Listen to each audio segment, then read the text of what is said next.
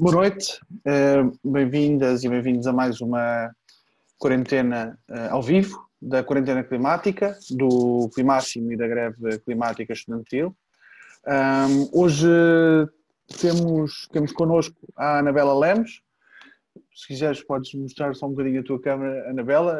A conexão não é super famosa, a da Anabela, mas ela está cá connosco. E o Luís Fazendeiro. A Anabela Lemos é da Justiça Ambiental, que é uma organização não governamental de ambiente em Moçambique.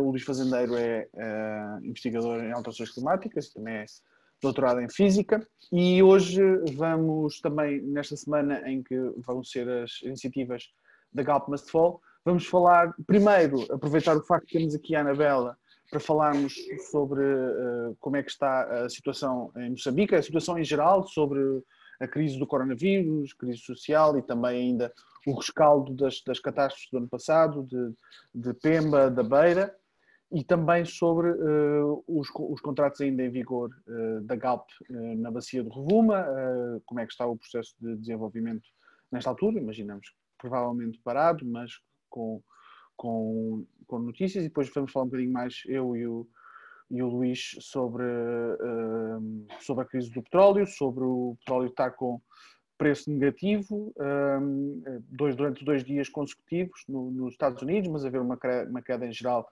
do Brent também, e um pouco da história da Galp e porque é que temos a campanha Galp Must Fall e porque é que é necessário claramente usar este momento histórico para perceber a enorme vulnerabilidade que todo este sistema pendurado em petróleo e gás, e muitas vezes trazido de lugares do mundo onde a sua exploração não beneficia em nada as populações locais e só serve para destruir, como isso nos trouxe a uma situação tão vulnerável como é a situação de hoje. Portanto, passava-te já a palavra, Anabela. Obrigado por estares cá connosco. As pessoas podem seguir-nos pelo Facebook, pelo Instagram, pelo Spotify, pelo YouTube. Somos a Quarentena Climática e boa noite, Anabela. Boa noite, é um prazer estar convosco e vou começar a falar sobre Moçambique. Neste momento estamos, como todo mundo, na situação Covid-19. Nós não estamos em lockout, estamos em emergência, estado de emergência, e é um pouco confuso porque há certas áreas que estão um pouco grey, cinzentas, como se diz. Não podemos conviver ou estar por exemplo, na praia ou em sítios públicos, mas a maioria dos serviços funcionam, mantém-se uma distância social, existe um controle a partir das 5 horas de centros de convívio e tudo que seja situações públicas e de lazer. Os casos, neste momento, hoje, contaram 41, mas como há poucos testes, a pessoa não tem garantias que realmente é o número de casos que nós temos. E a maioria dos casos, se não pelo menos 2/3 dos casos, é em Cabo Delgado. Cabo Delgado, como sabem, é a província onde o gás está a toda força e começou a exploração, mais ou menos as realocações, os contratos, a partir de 2017. Em 2009 começou os estudos de impacto ambiental, que em Moçambique, não sei em Portugal e em outros sítios, mas em Moçambique é só para inglês ver. É principalmente numa área de valor ecológico muito grande, que é Cabo Delgado e as ilhas à volta, e áreas de reserva e de muito valor de biodiversidade. Não tínhamos muitos estudos e ignoraram completamente tudo, porque a questão de ter gás e a mentalidade da maioria das pessoas é que é desenvolvimento, e o investimento estrangeiro em Moçambique é o que é propriamente o caminho que o nosso governo está a ir desde alguns anos, desde que a guerra propriamente acabou, a guerra civil.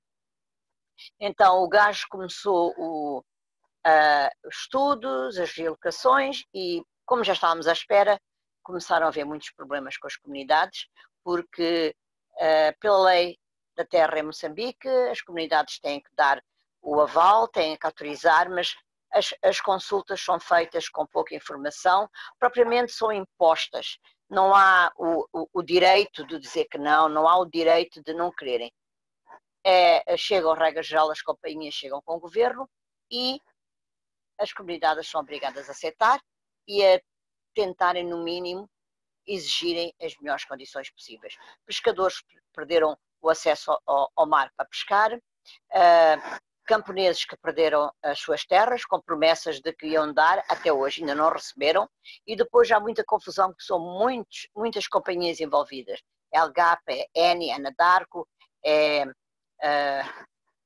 a Total, são todas as maiores companhias de combustíveis fósseis no mundo, estão aqui, cada um com o seu bocado e cada um a pensar no que pode tirar e o que é que pode levar com o mínimo custo possível. Os contratos, a maioria deles, muitos deles não temos acesso, mas aqueles que ouvimos falar, e principalmente com os decretos que saíram, houve isenções de impostos, houve isenções de taxas, por isso, mesmo que o governo diga que é um investimento que vai trazer benefícios para o país, que vai trazer fundos, é mentira. Sim, a elite vai ficar rica, vai ficar mais rica, mas a questão da exploração de gás só vai trazer desgraça. Primeiro, como a destruição que vai fazer na Cabo Delgado, da província. Segundo, aquilo que propriamente é o gás, que estamos numa situação mundial em que devíamos estar a parar com os combustíveis fósseis e estamos em Moçambique a começar a explorar. E dizerem que o gás é o combustível de transição e que não é tão poluente e que não faz tanto mal, é uma pura mentira. E tem estudos comprovativos e não vale a pena nós estarmos a entrar muito nisso, mas é a realidade. Simples e unicamente a situação, o nosso governo é um governo corrupto, vamos ser sinceros, e a prioridade para eles é o investimento estrangeiro, porque é muito mais fácil, em vez de investirem em questões de energia descentralizadas e localizadas e alternativas, não. Estão a pensar que é mais fácil trazer investimentos internacionais, do exterior, e explorarem como quiserem e como puderem, e depois os impactos não estão muito preocupados, porque os impactos vão para as comunidades e vão para o povo em si, e não propriamente para os governantes e aqueles que tomam a decisão. Moçambique já é um país que, pelos estudos todos feitos, e as projeções, está aqui um mosquito, projeções feitas, o Moçambique vai ser muito afetado pelas crise climática. Já tivemos o ano passado um ciclone que foi nunca visto antes, porque eu acho que acontece muitas poucas vezes, mas foi, como se diz, a perfeita tempestade, no aspecto que houve cheias, e as cheias que colidiram com o princípio do ciclone, e foi um ciclone horrível. E a seguir, em Cabo Delgado, houve também outro ciclone, não foi da intensidade do Idai, foi o Kenneth também, mas claro, afetou. Houve as cheias e houve comunidades a ficarem afetadas, e temos tido, ultimamente, cheias constantes em vários sítios do país e secas. Numa situação que nós sabemos que é as mudanças climáticas, estamos a querer explorar gás, que devia ser a última coisa que devíamos pensar. Gás e carvão, porque também temos uma província que é rica em carvão e está a ser explorada de uma maneira completamente inaceitável e com constantes abusos aos direitos humanos. Em Cabo Delgado, para piorar a situação, 2017 começou a guerra, chama-se bandidos, chama-se insurgentes, chama-se o que quiserem, mas agora eles declararam que fazem parte do Islã radical, seja o que for, não está bem definido. O que está é que, como as tempestades, nós acreditamos que a situação começou precisamente quando o gás começou a ser explorado, a começar a exploração e os testes, e também devido à pobreza e da situação do país. acho que teve o ground, como é que se diz, a situação certa para os jovens que não têm futuro nenhum, não sabem o que fazer da vida, se envolverem em situações de guerra, como está. O nosso presidente ainda não declarou ou admitiu que realmente a situação está horrível, e nos últimos 2 meses têm sido ataques constantes, têm sido vilas atacadas, até as próprias Forças Armadas de Moçambique a fugirem, filmes na net, e nós temos um focal point em Palma, que é na província, no distrito em que tudo isso está a passar. Ele teve que deixar a cidade ou vila hoje, porque estava preocupado, porque está a acontecer casos de desaparecimentos, e os jornalistas, há um jornalista que já desapareceu desde 7 de abril, se não estou em erro, e ninguém sabe dele, não sabem, e tem havido vários queixas de ataques aos jornalistas, ataques à informação, não deixarem ir. A última vez que nós estivemos lá, não tivemos problemas, mas a última vez não conseguimos sair de Pemba, foi impossível, não se alugava carros, nós costumamos ir de carro, mas também estamos no centro do país, está a haver ataques, então também é um risco viajar de carro de Maputo para Cabo Delgado, que é como nós fazemos a maioria do nosso trabalho. Fomos obrigados a ir de avião da última vez e ninguém alugava carros, ninguém. Por isso, a situação em Cabo Delgado está terrível. Isso foi em novembro. E agora não tentamos, fomos em novembro e depois fomos outra vez em fevereiro. O que fizemos em fevereiro, trouxemos um grupo das comunidades para ir a Tete, para verem o que é que tinha acontecido em Tete com carvão e o que vai acontecer com eles, para saberem. Estamos a tentar ver se eles não aceitam, mas eles não têm voz. Não há, porque o que acontece é o líder da comunidade é que manda, o líder da comunidade chega e assina os documentos, aceita, está um caos. Estamos a tentar ter o máximo de informação e ver o que é que podemos apoiá-los, mas não é fácil. E na volta, quando eles foram de volta para a vila, conseguiram ir por um caminho que disseram que era safe, então na volta, quando chegou-se a Pemba, foi-se até um dos sítios que até lá não havia perigo, e depois teve-se voltar de volta para Pemba e alugar uma avioneta para poder levar as comunidades, e a equipe já foi também lá, mas também não pôde andar muito porque não havia meio de transportes para poder fazer o trabalho. A situação não está boa, e agora com a questão de estado de emergência, ouvi dizer ainda hoje, não sei se vai acontecer, que estão a pensar em fechar a província por causa da questão do vírus, que também isto não vai ajudar nada, porque se fechou a província, pior vai ser as questões dos direitos humanos e a informação vai ser muito difícil a sair. Mas acho que a intenção é essa, porque realmente verdade é que foi um trabalhador da parte da gestão que trouxe o vírus quando voltou de França. E pelo menos teve contato com 63 pessoas, dessas 63 pessoas, vocês sabem como é que é, vai, e até agora ainda não sabemos a que ponto há pessoas contaminadas. Estão mais preocupados com a questão dos trabalhadores, mas também as comunidades vão ter sido de uma maneira ou outra afetadas. Então é mais ou menos, não sei se mais informação, acho que saltei de um lado para o outro. Não, fizeste bem.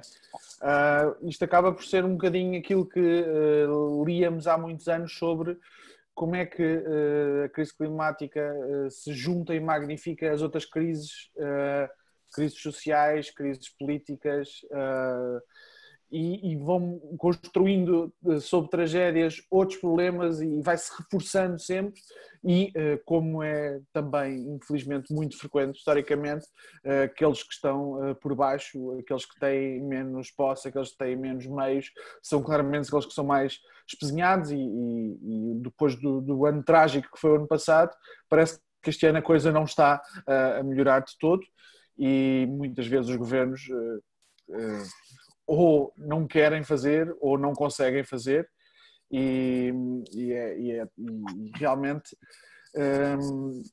torna-se difícil aceitar que as coisas possam continuar assim muito mais tempo. E também é por isso que há processos como os processos de aparecimento de grupos como o Estado Islâmico, aproveitando exatamente do colapso que é provocado económico e social, muitas vezes pela gestão económica dos Estados e outras vezes acumulando com crises como as do ano passado. E pronto, não está nesse sentido. Eu não teria muito mais a acrescentar ao que tu disseste, Anabela. Fiz este comentário só. Não sei, Luís, o que é que queres fazer? Se queres pegar nisto, ou se podemos começar a dar o salto também para a Galp esta semana. Oi, boa noite já agora. Boa noite, Anabela. Não, o que eu estava a pensar no início, e boa noite a todos os que nos estiverem a ouvir, espero que estejam bem. O que eu estava a pensar, portanto, as primeiras palavras que a Anabela estava a dizer lembraram muito a situação que nós vivimos aqui em Portugal, nomeadamente aí com 2015, 2016, ou seja, com os contratos de petróleo, nomeadamente no Algarve, com pouquíssima informação, com a promessa do estudo de impacto ambiental também, que nós sabemos que infelizmente acaba por ser uma coisa muito pro forma. E felizmente conseguimos travar essa ameaça aqui em Portugal. Só restam 2 contratos de gás agora na zona centro, mas foi com muita luta e foi com processos legais. No caso de Algesur foi a plataforma Algarve Livre Petróleo que conseguiu travar isso.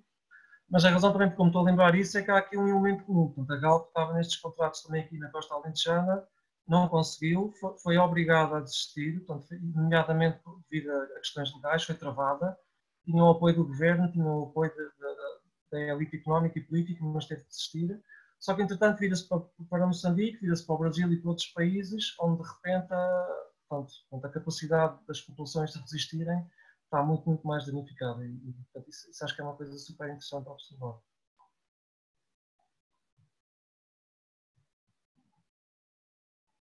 Agora, se calhar, em relação àquilo que nos traz aqui, se calhar vale a pena também dizer que nós temos esta crise também do Covid, mas neste momento é a prioridade de todos nós e das nossas famílias e dos governos, mas temos a grande crise a que o João já aludiu, que continua sempre no fundo, portanto, que é a crise climática. Não é? E nós sabemos que para combatermos temos que reduzir emissões de gases de efeito de estufa em cerca de 50%, pelo menos nesta década, e temos que fazer novamente isso nas décadas seguintes, ou seja, em cada década cortar cerca de 50%.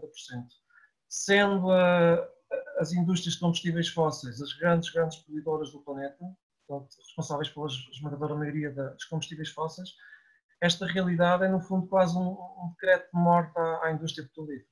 E das duas, nós temos 2 opções.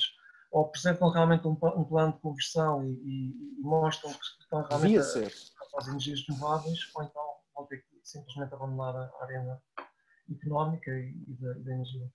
Acho que estás a subvalorizar uma terceira possibilidade, que é eles simplesmente cooptarem de maneira total o poder político em países-chave, de tal maneira que, mesmo contra toda a lógica de todas as crises simultâneas, continuarem a manter-se à tona d'água.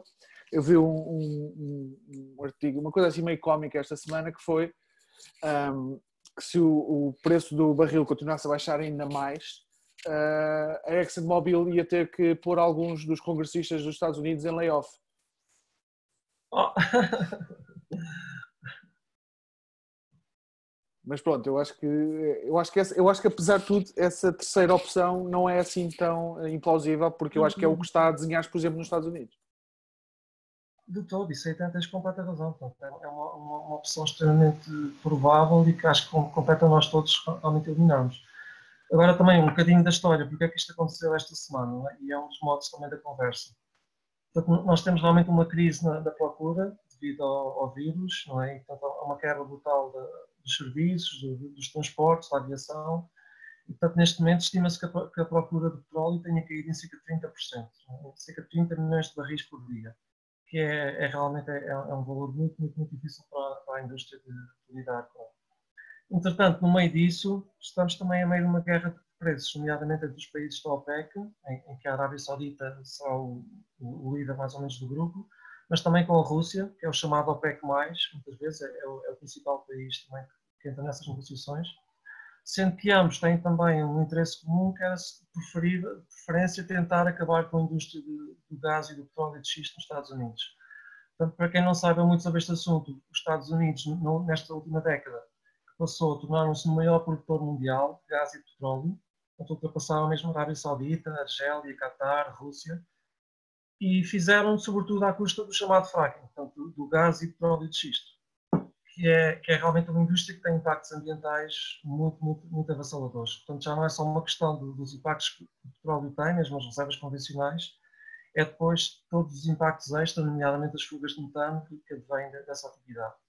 E sendo que é também uma atividade, pronto, não só destrutiva a nível ambiental, mas que a nível económico acaba por não fazer muito sentido.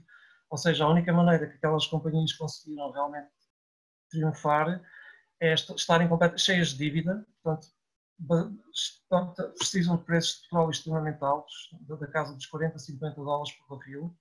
E o que aconteceu esta semana, com o preço praticamente a colapsar, é um sinal muito perigoso para a indústria do que poderá vir aí. Então, é óbvio que nós sabemos que a procura vai retomar, mas provavelmente vai demorar alguns anos e neste momento já temos mesmo analistas na indústria a falar que podemos ter atingido o famoso pico do petróleo. Ou seja, é possível, isto depende de todos nós e depende todos dos governos e dos movimentos, mas é muito possível que 2019 tenha sido o ano em que se consumiu mais petróleo desde sempre. Portanto, eu adorava que isso se concretizasse e acho que temos que trabalhar para que seja uma realidade.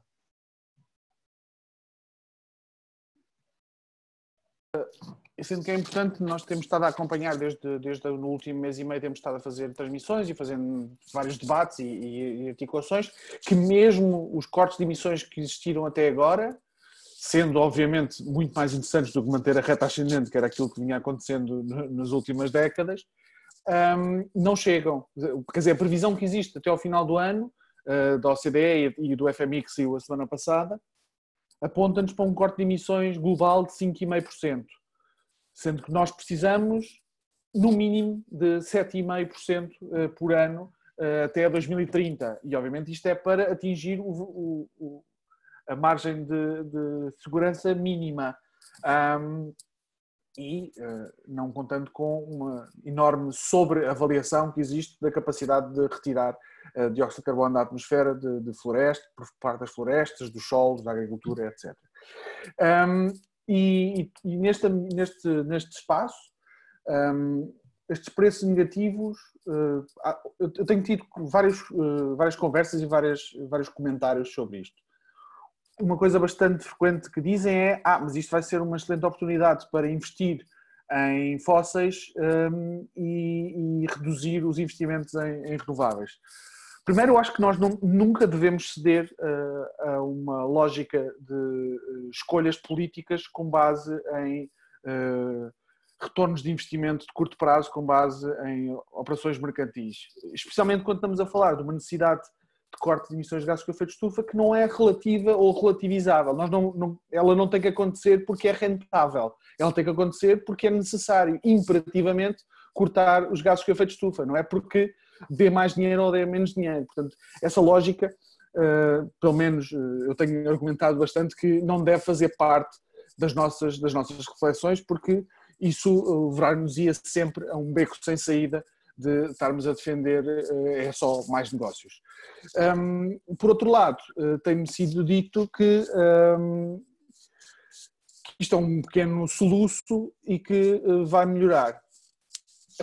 Eu acho que é pouco plausível que o barril de petróleo continue a ser negociado no negativo para sempre. Seria uma excelente notícia, significaria que acabaria a indústria petrolífera.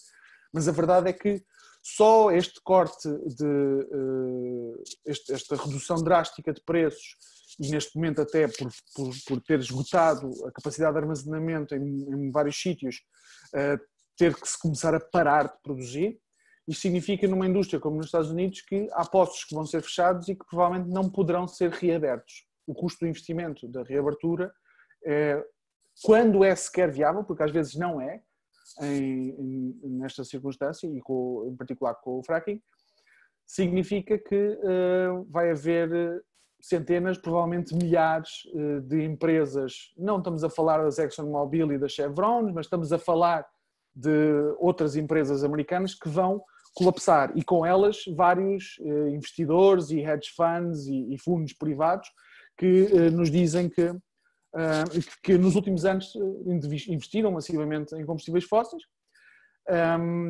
Por outro lado, esta queda contínua dos preços significa que já não há uma confiança assim tão grande sobre qual é que vai ser o papel do governo dos Estados Unidos. Sendo que eu acho que o governo dos Estados Unidos vai nacionalizar uma parte da indústria petrolífera. E eu acho que isto vai acontecer também em muitos outros países. Não será por causa do investimento privado. E o problema é que, como muitas das coisas que agora estão a ser resgatadas e até nacionalizadas, o primeiro dinheiro que for lá enfiado provavelmente é simplesmente dinheiro para o lixo ou para manter vivas aquelas empresas mais uns meses. Porque a previsão de não haver uma enorme recuperação económica, e ela é mais fácil de ver do que qualquer outra, porque pelos números do desemprego que existem à escala global, e nos Estados Unidos em particular, significam que aquele consumo de 100 milhões de barris de petróleo por dia é um consumo que provavelmente não será retomado. Eles querem que seja retomado, mas a verdade é que é só uma lista de desejos, é só uma enorme vontade de voltar a ter o seu negócio florescente e vigoroso. Para isso acontecer, os governos vão ter que gastar uma fortuna incalculável, muito superior à fortuna que gastaram para resgatar o sistema financeiro em 2007 e 2008, e que será pago com os nossos impostos. Só que desta vez não é que não se pudesse fazer uma pedagogia sobre o papel da finança na crise anterior, mas resgatar neste momento da história a indústria petrolífera para deixá-la continuar a queimar e a expandir a sua produção petrolífera em todo o mundo é uma promoção ativa do colapso da civilização humana. Não é, talvez, é garantidamente uma aposta. Isto, para mim, estaria ao nível fazer estes resgates ou fazer estas nacionalizações e deixar estar o modelo de negócio exatamente como ele existe, estaria ao nível de crimes que precisariam de um tribunal como Nuremberg para serem julgados. Porque é literalmente como tentar resgatar um cancro do cérebro. Há um problema que está a acontecer, que é o Covid, e uma crise associada a ele, e há uma crise monumental a montante dela e a jusante, e que intersecciona, engole, ajuda a degradar também, e existirá, obviamente, esta tendência. Por outro lado, existe uma oportunidade histórica, porque haverá nacionalizações de uma parte destas indústrias, para os Estados decidirem algo que se recusaram a fazer até agora, que é um processo de transição destas indústrias para outro papel na energia, outro papel no modelos de desenvolvimento e de produção económica. Se os Estados vão ser obrigados a tomar conta deles, obviamente os Estados vão ter que reconfigurar absolutamente aquelas empresas, e é muito sobre isso que fala a campanha do Galp Must Fall, que obviamente quando diz a Galp tem de cair, o que está a dizer é os acionistas da Galp têm de cair, e está a dizer o modelo de negócio de petróleo e gás da Galp tem de cair. Ao mesmo tempo que diz que os trabalhadores da Galp devem ser reconvertidos em outras áreas, nomeadamente de energia, mas também em muitas áreas que já têm hoje uma pequeníssima parte de renováveis, e se calhar já podes falar-nos um bocadinho sobre isto, Luís. Apesar de agora tu parecer estar congelado, não sei se é só impressão minha, espero que não.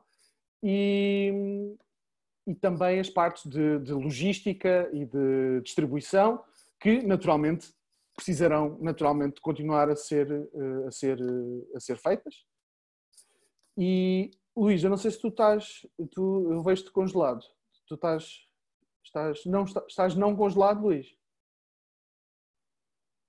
Então esperamos um bocadinho a ver se o Luís recupera, e passo de novo a bola à Anabela. Espero que estejas aí com calor, pelo menos. Tá, por acaso não está muito calor hoje, mas temos filhos. Eu acho que realmente o que disseste são duas hipóteses aqui. É uma mudança radical, e começamos a pensar muito seriamente em parar com os fósseis, porque é o único caminho para o futuro do planeta. E hoje, o dia da Terra, se olharmos 50 anos para trás, vemos que nada melhorou. Tivemos a fazer uma campanha hoje e tivemos a analisar como é que começou e onde é que nós estamos. E estamos pior. E realmente a solução é parar com os fósseis. Agora, se o governo fizer o bailout das companhias, eu acho que eles vão querer fazer dinheiro, como se diz. Economicamente não será viável simplesmente mudarem de um momento para o outro. E isso é o que acho que os movimentos, que a sociedade civil pode, devido a esta crise, devido a tudo aquilo que nós estamos a passar, e é uma experiência única para todos nós, ser talvez uma oportunidade de conseguirmos influenciar as decisões futuras que vão vir depois desta crise. E realmente temos que pensar seriamente não só na Galp, mas todas as outras companhias, e a transformação do sistema energético para energias alternativas. E até que ponto, a minha pergunta é, até que ponto a sociedade civil e, em geral, toda a humanidade pode fazer com que esta mudança aconteça? Não sei, quero ser optimista, que isso possa trazer tudo aquilo que estamos a passar hoje, possa trazer oportunidades, possa ser uma experiência que venhamos todos a ganhar, e talvez seja uma maneira da viragem daquilo que hoje conhecemos como o mundo e a maneira que os combustíveis fósseis são usados. E acho que nós não estamos a dizer nada de novo, porque todos os governantes estão envolvidos nas conversações dos COPs mais de 20 e tal anos, e sabem perfeitamente que a única solução para diminuir as emissões é cortar com os combustíveis fósseis. E não há outra solução. E não podemos tentar tapar o sol com uma peneira, pensarmos que vamos tentar diminuir o uso dos fósseis. Nós temos que pensar seriamente parar e arranjar alternativas, pensar nos trabalhadores que estão envolvidos nesta indústria. Desculpa, eu não sei o que é que está a acontecer aqui. Foi o Luís que entrou. Ok, Luís, então eu passo a palavra a ti. Acho que já passo a palavra a ti, Luís. E, Luís, eu queria-te só, não sei quando é que nos perdemos, é que às tantas eu comecei a olhar para a tua cara e estavas demasiado parado, depois é que reparei que estavas mesmo totalmente parado. Queria-te pedir que falasses-me também um bocadinho sobre, porque tem a ver com como é que se transforma uma indústria destas, falasses um bocadinho sobre como ela se transformou no passado, isto é, como é que ela se tornou aquilo que é hoje, porque isso também nos ajuda a pensar como é que ela se pode transformar naquilo que será no futuro. Sim. Isso eu acho que é mesmo extremamente importante. Portanto, a Galp surgiu há cerca de 21 anos, portanto, surgiu de um aglomerado lento e sistemático de toda uma série de empresas. Por exemplo, para os mais velhos que nos estejam a ouvir aqui no contexto português, nós tínhamos uma série de empresas como a Sonapa, a Sacor, a Petrosul, e portanto o objetivo, nomeadamente a partir dos anos 90, havia um projeto deliberado, portanto, dos vários partidos que iam estar no governo, de criar uma grande empresa portuguesa no setor da energia, nomeadamente no setor do gás e do petróleo. Portanto, o raciocínio aqui é que a França tinha a Total, a Espanha tinha a Endesa, a Itália tinha a Eni, e, portanto, Portugal era este o argumento para poder competir no mercado e ter mais autonomia nacional, precisava de uma mega empresa desta dimensão. Então o que se foi fazendo foi aglomerando pequenas empresas ao longo dos anos, e juntando quase um bocadinho este Frankenstein. Em 99, quando esta empresa finalmente surge, portanto, a Galp Energia, o Estado português tinha na altura cerca de 55% das ações, portanto mais de metade. Mas o objetivo era sempre vendê-las o máximo possível. Portanto, nós passámos também aqui por uma fase histórica, nomeadamente nos anos 90, portanto, foi quando realmente o paradigma neoliberal triunfou em todo o planeta. Portanto, a lógica subjacente era sempre que quanto menos envolvimento o Estado tivesse numa empresa, melhor seria a nível económico, mais competitiva essa empresa seria, portanto, mais faria sentido em termos económicos, e portanto o Estado foi sistematicamente e de forma gradual alienando todo o seu capital na empresa. Então, até que chegou à situação atual, tem cerca de 7,5%. Ora, o que é que nós estamos a ver hoje em dia? Portanto, por exemplo, no contexto desta crise, eu penso que pouquíssimas pessoas neste momento estão a apregoar que deveríamos ter um setor privado da saúde, não é? Que a saúde deveria ser completamente privada, não é? Quando nós temos uma crise, e o Covid é a crise atual, nós sabemos que precisamos de instituições fortes, precisamos de organização, precisamos nomeadamente do setor público, não é? Porque o Estado é quase sempre a organização que tem mais capacidade de controle e de organização. E, portanto, eu acho que neste momento o pêndulo está a se inverter um bocadinho. Portanto, e nós estamos a ver, penso que em setores fundamentais, portanto, como a saúde, como a educação, e neste caso como a energia, nós vamos precisar de um envolvimento dos Estados muito maior. E vamos ter que tomar decisões difíceis. Portanto, não é? Como já foi discutido noutras edições aqui deste programa, nomeadamente com o professor Salomé Marques e outras pessoas, portanto, nós sabemos que para nós termos a transição que o João estava a falar há pouco, com a magnitude que nós sabemos que é preciso, nós vamos precisar de um setor público realmente mesmo muito, muito, muito forte. E depois temos também aqui portanto, as intenções da própria Galp. Né? Eu acho que isso não foi referido, entretanto.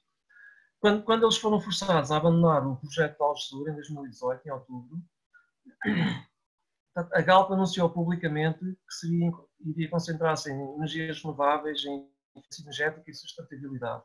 Portanto, isto surgiu em toda a comunicação pública portuguesa e foi um comunicado de imprensa. Portanto, na prática, o que eles fizeram é, eles têm realmente algum investimento em Portugal e muito mais em Espanha até, portanto, nessa área, embora pouquíssimo. O coração do negócio deles é a refinação e é a venda de gasolina. Só que depois lançaram-se então para Moçambique, para Angola, para o Brasil, portanto, e aumentaram ainda mais a sua presença. Eu não sei, por exemplo, se a Anabela falou dos outros contratos que existem em Moçambique, do que existe nomeadamente no Brasil. Mas, por exemplo, entre 2015 e 2019, a Galp passou a produzir 46 mil barris de petróleo por dia para cerca de 122 mil, portanto, em apenas 4 anos, ou seja, muito mais que duplicou, quase aumentou 3 vezes.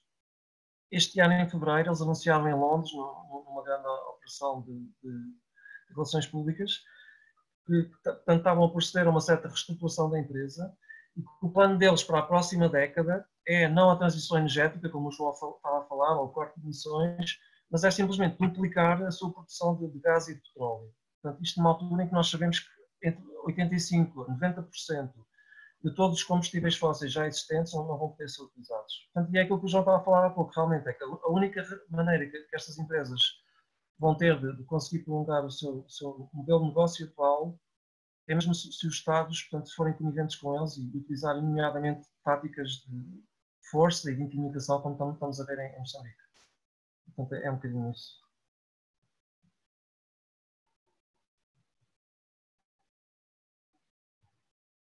Obrigado, Luís. Há umas componentes técnicas que gostava de destacar neste processo. Quando falamos de que esta indústria tem que ser transformada num setor renovável, vem-nos sempre com mas isso é uma conversão tecnológica que não tem nada a ver, e em alguns setores até pode ser um argumento que colhe algum significado, mas a verdade é que nós sabemos que de alguma maneira é preciso fazer essa reconversão energética e que, portanto, se não é com esses trabalhadores, terá que ser com outros, o que significa que estes trabalhadores que lá estão seriam atirados para o lixo, coisa que, aliás, a Galp fez sem nenhum problema, agora neste momento em que teve que fechar a refinaria de Matosinhos e a refinaria de Sines pelo mesmo problema de excesso de petróleo produzido em relação àquele que é consumido, sem ter, obviamente, qualquer pejo, e aliás pretende a administração, e imagino que a Assembleia Geral vá votar nisso, distribuir dividendos neste momento aos seus acionistas, quando perdeu mais de 35% da sua cotação em bolsa só desde janeiro, e muito provavelmente virá de mão estendida, como a maior parte das empresas privadas, na verdade, não é só este setor, para o Estado. Muitas delas já vieram e outras ainda virão. E põe-se uma pergunta: quais é que são as empresas que têm que ser resgatadas ou não? E quais é que têm de ser convertidas ou não? Porque estamos a falar, no caso da Galp, de cerca de 6 mil trabalhadores, em diferentes setores, desde a logística à produção, às refinarias, etc. Muitos deles estão neste momento até em casa em layoff. Uma proposta muito simples que nós exigíamos agora era que, em vez de pagar dividendos, os acionistas decidissem pagar já, neste momento, formação em energias renováveis para os trabalhadores que estão em layoff em casa. Seria uma medida bastante simples e que, apesar de tudo, já contribuiria, sem as conversas de transição cor-de-rosa que fazem parte da estratégia comunicativa da Galp e das petrolíferas em geral, mas sim uma coisa bastante concreta, sendo que, obviamente, nós não devemos ter grandes dúvidas sobre o interesse de acionistas privados em fazer isto. Eles só terão interesse em fazer coisas que deem dinheiro e, claramente, se o dinheiro é um obstáculo a fazer essa transição energética, a vontade política muitas vezes terá que funcionar como oposição à rentabilidade, embora, no caso do petróleo em concreto, a rentabilidade só pode ser mantida historicamente no mundo inteiro neste momento se houver uma cooptação por parte do poder político. Não, aliás, o poder político ser cooptado pelos interesses das petrolíferas, que na verdade já existe em muitos países há muito tempo, que são petroestados, quer economicamente, quer muitas vezes politicamente. Economicamente, países como a a Rússia, a Venezuela, cuja receita para a economia do petróleo é monumental, e politicamente países como os Estados Unidos, onde a indústria petrolífera foi a luz que guiou toda a política externa, incluindo de guerra, incluindo de invasões, incluindo das maiores barbaridades, sempre na vertente de manter a rentabilidade desta indústria. E por isso mesmo vamos ter uma enorme disputa, e essa disputa vai fazer algo que é complexo a nível global, que é tornar esta contradição num conflito social, que, se não houver, simplesmente será vencido pela inércia dessas máquinas muito bem organizadas que estão montadas às vezes há décadas e que serviram também para esconder a realidade da crise climática durante tanto tempo. Luís? Se calhar eu queria só mencionar muito rapidamente assim, pelo menos duas ideias bases, que algumas pessoas que me estão a ouvir poderão não compreender tão bem ou não ser tão claro, mas um dos argumentos que as petrolíferas e que uma série de empresas vão agora utilizar é que nós precisamos salvar os trabalhadores. Ou seja, elas vão pedir ajuda ao Estado com a desculpa de que é preciso salvar postos de emprego. Ora, eu penso que todos nós estamos completamente de acordo que é preciso ajudar os trabalhadores e salvar os postos de emprego que eles têm. Agora, este argumento, portanto, é basicamente uma desculpa. Portanto, nós sabemos também, por toda uma série de estudos, que nas energias renováveis existe uma necessidade de mão de obra muito maior. Portanto, se medirmos só simplesmente, sei lá, por quilowatt-hora ou, portanto, por unidade de energia, nós precisamos de muita mais força de trabalho nas renováveis, na eficiência energética e na reconversão de energias do que precisamos nos combustíveis fósseis. Portanto, é importante também dizer que os combustíveis fósseis foram uma descoberta importante, tiveram um papel extremamente relevante, nomeadamente no século XX, portanto, permitiram a indústria petroquímica, os fertilizantes, portanto, a revolução no transporte. Houve algumas coisas boas, se calhar a nível da melhoria de condição de vida, etc. Neste momento estão encerrados. Pronto, nós temos que encerrar esta página e dizer a era dos combustíveis fósseis acabou. Temos que fazer uma transição rápida, justa, gradual, mas temos que fazê-la. E agora aqui chega ao meu segundo ponto, que é uma grande empresa, seja ela qual for, mas ainda mais neste setor, não está absolutamente nada preocupada com o seu futuro daqui a 5 anos, ou daqui a 10, ou 15, seja o que for. Isso para eles é praticamente infinito. Porque todos os incentivos que eles têm, em termos de estrutura de pagamentos nos quadros superiores, prendem-se com o comportamento da empresa nos próximos 3 meses, 6 meses e até às vezes alguns dias no mercado bolsista. Portanto, tudo isto uma lógica de especulação financeira e sobretudo de curto prazo. E é aqui que eu acho que entra um argumento extremamente importante. Uma empresa de capitais privados e que procura sobretudo maximizar o lucro. Se o seu CEO, seja o da Galp, ou da EDP, ou da EPAL, ou seja que empresa for, uma empresa privada não estiver a fazer tudo o que pode para maximizar esse lucro, sobretudo no curto prazo, talvez um pouquinho nada no médio prazo, ele tem que ser substituído, porque está a falhar aos acionistas e não está a fazer o seu papel. Agora, o que nós temos a certeza é que uma estrutura desta do mercado não pode responder às crises que nós enfrentamos hoje nos dias atuais. Seja elas, por exemplo, uma emergência de saúde, como aconteceu agora com a pandemia mundial, não é? Seja a emergência das alterações climáticas, que não desapareceu, continua aqui. Neste momento não é tópico de conversa, porque temos um tema ligeiramente mais urgente para falar, mas que está connosco e como foi dito há bocado, nomeadamente em Moçambique, vai condicionar tudo o que acontece durante este século. Portanto, a estrutura do mercado não está realmente apta para resolver este tipo de problemas.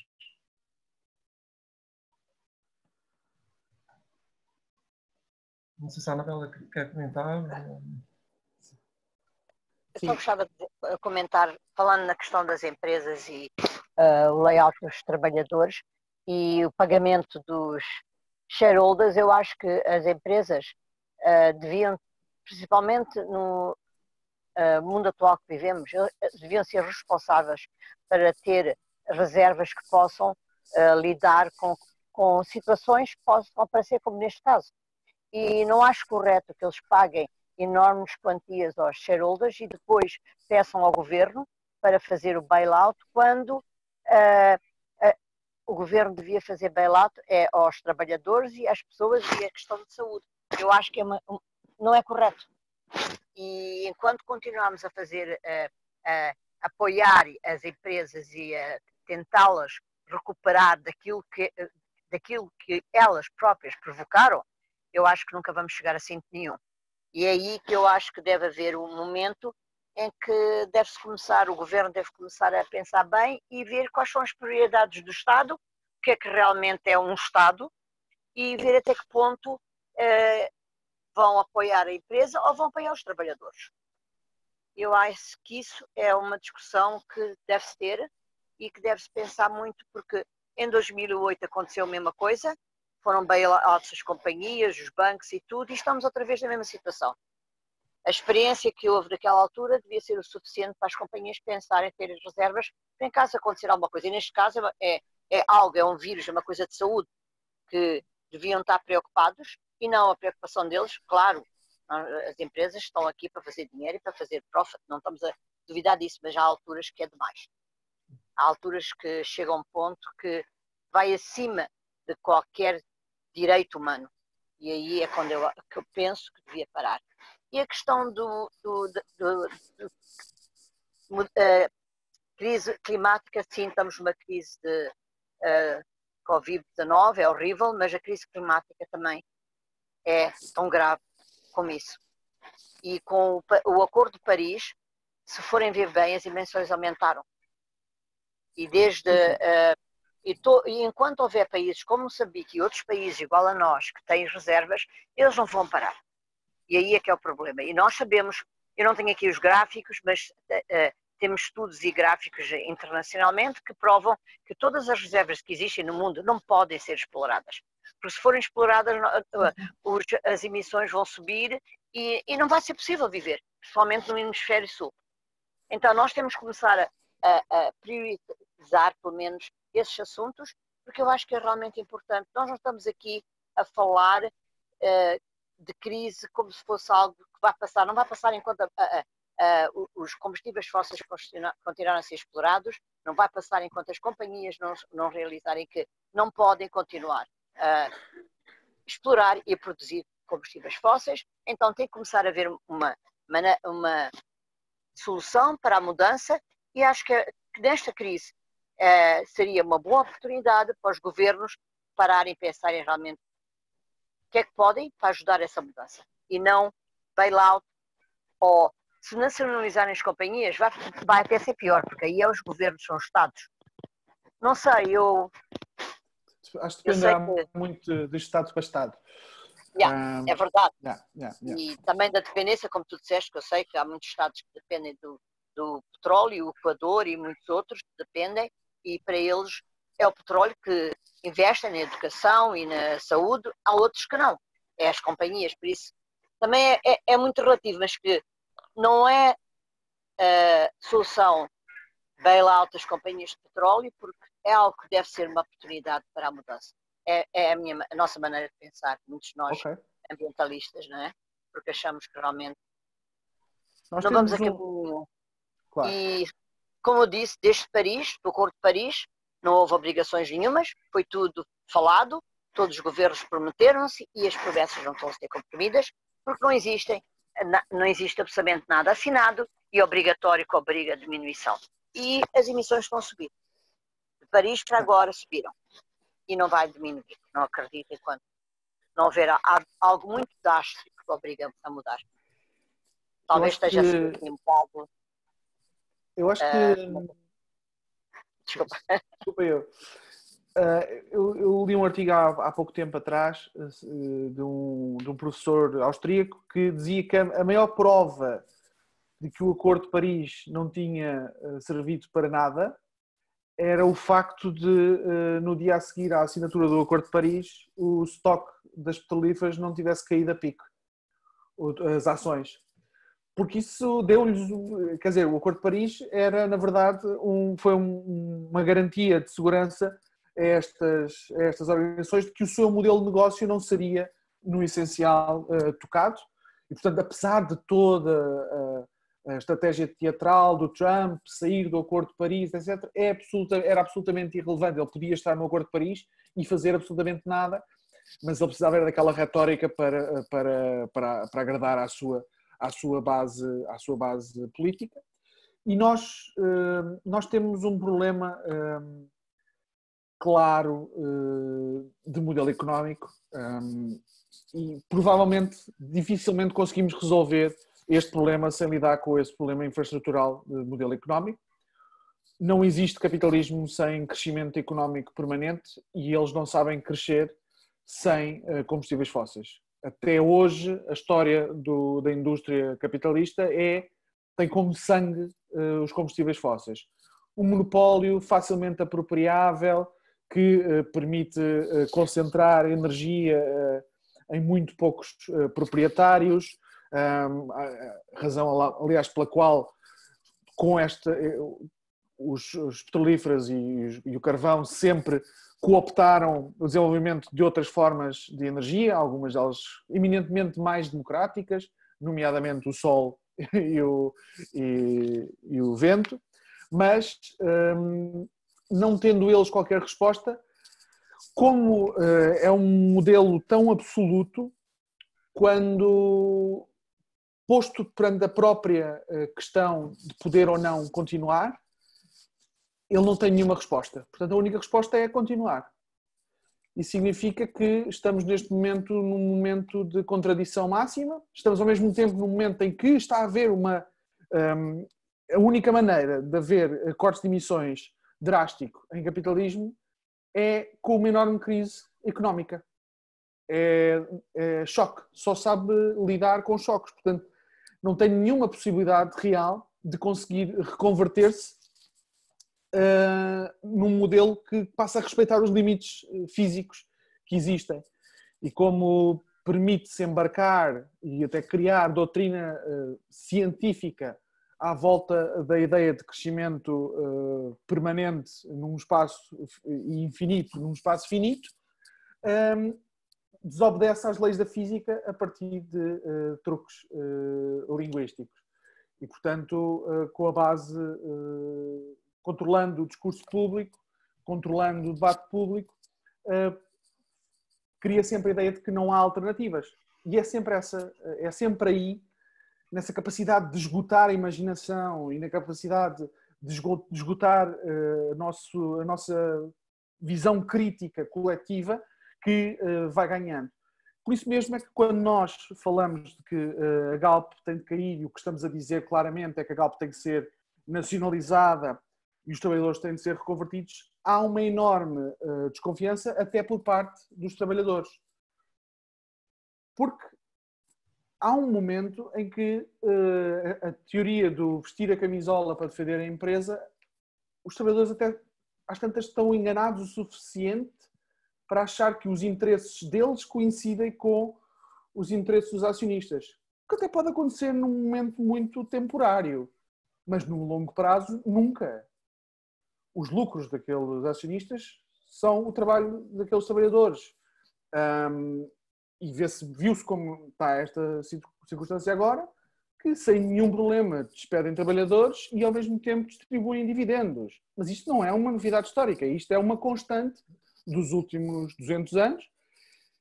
E também, obviamente, todos nós, não são só os trabalhadores, toda a gente tem uma enorme resistência a contemplar uma monumental fase histórica em que nós estamos a viver hoje.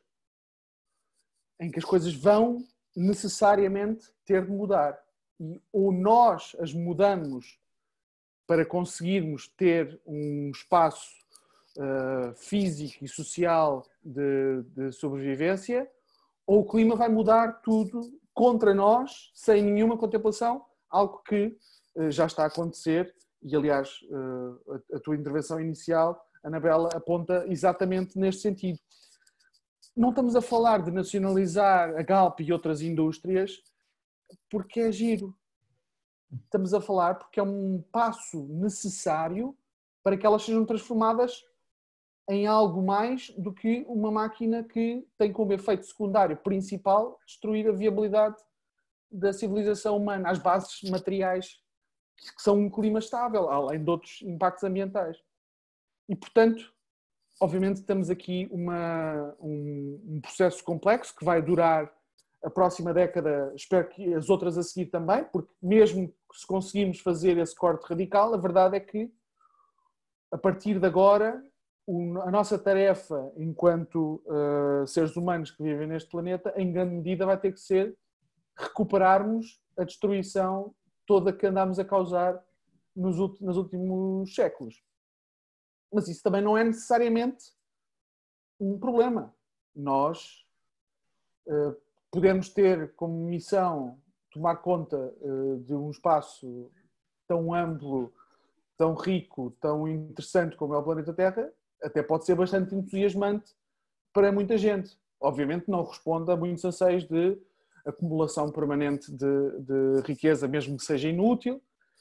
E isto, se for feito, e deve ser feito sempre a partir de uma perspectiva de justiça, de igualdade, de reconhecer nas outras pessoas e também no meio que nos rodeia direitos intrínsecos, direitos que derivam da existência, respeito, cuidado, na medida do possível, amizade. A verdade é que vivemos hoje num sistema que sabota todos esses sentidos e é contrário à produção, à reprodução da nossa sociedade e da nossa espécie, às tantas. Olha, João, se calhar vale a pena acrescentar só duas ou três coisitas. Eu, entretanto, vi aqui alguns comentários também no Facebook, não sei se era suposto ver ou não. Sim, sim, sim. Mas pronto, uma questão que vem sempre à baila neste tipo de discussões portanto, é uma crítica muito curto prazista. Ou seja, vocês estão aí a falar e amanhã como é que vão fazer? Não vão usar o carro? Como é que vão às compras? Como é que vão ser os tratores? Vamos andar todos de bicicleta? Querem-nos fazer voltar atrás? Penso que foi uma coisa para trás, penso que foi uma coisa que o Secretário de Estado da Energia também mencionou aqui há umas semanas atrás, num debate, com um nível extremamente baixo. A questão que nós estamos aqui a falar e que é preciso ter em mente é que nós já existem hoje em dia as tecnologias para garantir não só um nível de vida comparável àquele que nós temos conhecido nas últimas décadas aqui nas sociedades ocidentais, como quase certeza muito melhor, ou seja, com menos poluição, com mais transportes públicos, com uma qualidade de vida muito melhor. Essas tecnologias não têm sido utilizadas em maior escala porque simplesmente havia um entrave enorme das petrolíferas. Acho que toda a gente compreende isto. Neste momento nós começamos a começar a compreender como é que isso é possível. Ou seja, por exemplo, como é que podemos ter um sistema de eletricidade 100% ou praticamente com energias renováveis. Portanto, combinando eólica, combinando hídrica, combinando solar, combinando pequenas centrais de biomassa, de resíduos. As soluções já existem. Para o transporte, nós sabemos que temos que investir massivamente em transportes públicos, em transporte partilhado, ou seja, e automaticamente aí a nossa dependência do petróleo e as nossas necessidades energéticas caem a pique. Portanto, por exemplo, uma campanha do género dos empregos para o clima, que não sei se queres falar ou não, é já em si próprio também um projeto de crescimento. E aqui há um dado muito interessante. Porquê? por exemplo, 10% de todas as emissões a nível mundial, portanto, gases de efeito de estufa, seja ele dióxido de carbono, metano e todos os outros, provém simplesmente da extração, do transporte e da refinação de combustíveis fósseis. Ou seja, quando nós temos uma queda nessa procura, como está agora a acontecer no caso do petróleo, eu estou convencido que as quedas das emissões vão ser provavelmente maiores do que aquilo que está a ser contabilizado neste momento. Porque grande parte da nossa economia mundial existe em torno da energia, não para a energia satisfazer as necessidades das pessoas, mas em grande parte a energia é a própria economia. Ou seja, nós temos as maiores empresas do mundo, aquelas que têm apresentado os maiores volumes de lucros, ainda não são uma Facebook, ou uma Amazon, ou um Uber que tanto se falam, mas ainda continuam a ser maioritariamente as petrolíferas. Podem não ter valores, por exemplo, de ações tão grandes, ou seja, não são tão acessíveis para os investidores, mas continuam ainda a movimentar quantidades de dinheiro que ainda são bastante maiores.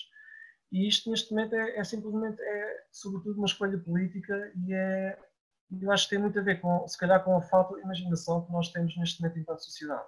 Ou seja, criou-se muito uma sensação de que as coisas sempre foram assim e tem que ser assim obrigatoriamente, como se fosse quase uma lei da natureza. É a Tina. A Tina, exatamente. E pelo menos o que esta crise nos vem mostrar é que é possível transformar coisas muito rapidamente. Infelizmente, desta vez não foi pelas melhores razões. E, portanto, o que nós temos de trabalhar agora é que a mudança aconteça de forma justa e controlada, portanto, e pelas boas razões. E isto não vai comprometer necessariamente o nível de vida das pessoas, em termos de níveis de conforto ou uma série de coisas que se poderá pensar. Eu estou absolutamente convencido que poderá aumentar e poderá acabar também com muitas das injustiças sistémicas que nós vemos entre o norte e o sul global, entre pessoas que ganham realmente salários muito baixos e outras que ganham menos. E pronto, e acho que vamos trabalhar nesse sentido.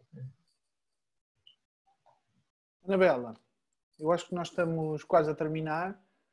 Pedia-te uma mensagem para nós aqui e que estamos tão longe de vocês e que queremos acompanhar-vos, queremos apoiar-vos também. E esta semana vamos ter também aqui a nossa campanha do Galp Must Fall, onde vai ser dada bastante atenção à situação de Moçambique. Aliás, já começou a sair hoje nas notícias e uma das questões importantes é a questão de Moçambique e nós, obviamente, a vossa luta é a nossa luta. Não existe justiça se for só num país ou se for só numa parte do mundo versus a outra, tem de ser todos juntos. Portanto, pedia-te umas últimas palavras e em breve vamos encerrar a nossa emissão. E obrigado, antes de mais, por teres aceito este convite para estares aqui hoje. Primeiro, obrigada pelo convite.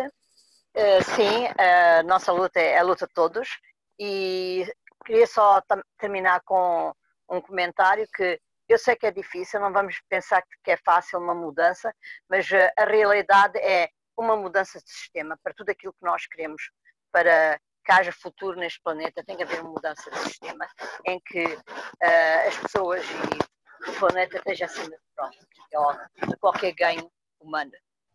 Quando uma pessoa começa a pensar em pormenores, vemos que não é fácil, sim, mas temos que caminhar para lá. Não é hoje, não é deixar amanhã já de usar o carro, como a pergunta que fizeram, mas é caminharmos todos para um mundo em que seja mais justo e que as alternativas energéticas existem para serem aplicadas e que todos nós podemos ter os mesmos direitos.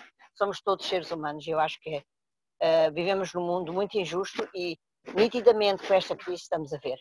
Porque, principalmente no meu país, como é que nós vivemos, é a pobreza e tudo que se passa no mundo, nós temos que começar a olhar, porque às vezes vivemos num mundo uma bola de vidro e não sabemos o que é que está à nossa volta. E temos que começar a olhar num todo e pensar nas mudanças para todos. Quero agradecer e estamos juntos amanhã e depois na campanha de Galp Must Fall, ou whatever. E mais uma vez obrigada e vamos estar juntos também na sexta-feira, penso eu, e boa sorte para a campanha, uma campanha muito grande para ser feita eletronicamente, por maneira de dizer, porque não podemos estar na rua, não podemos estar a marchar, não podemos, mas é uma experiência nova também. Aquilo que vocês estão a fazer na sexta-feira, e estamos todos a tentar fazer campanhas e movimentar pessoas sem poder estar com elas, estar só via net. Obrigada e a luta continua.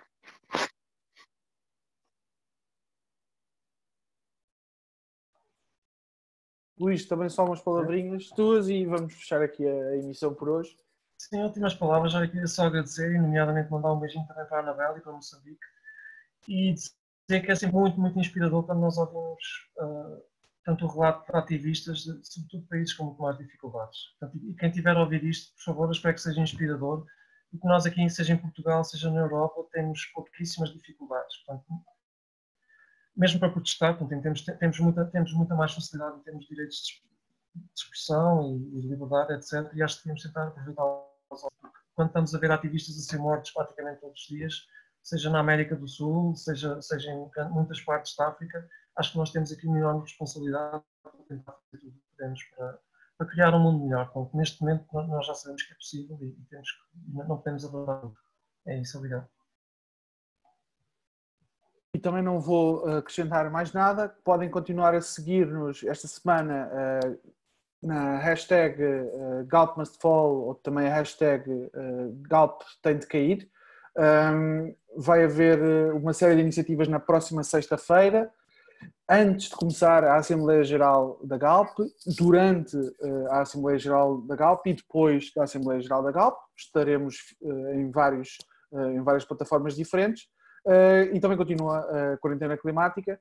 Podem seguir-nos através do Facebook, do Instagram, do Twitter, do Spotify e do YouTube. Continuamos por cá e continuamos a lutar.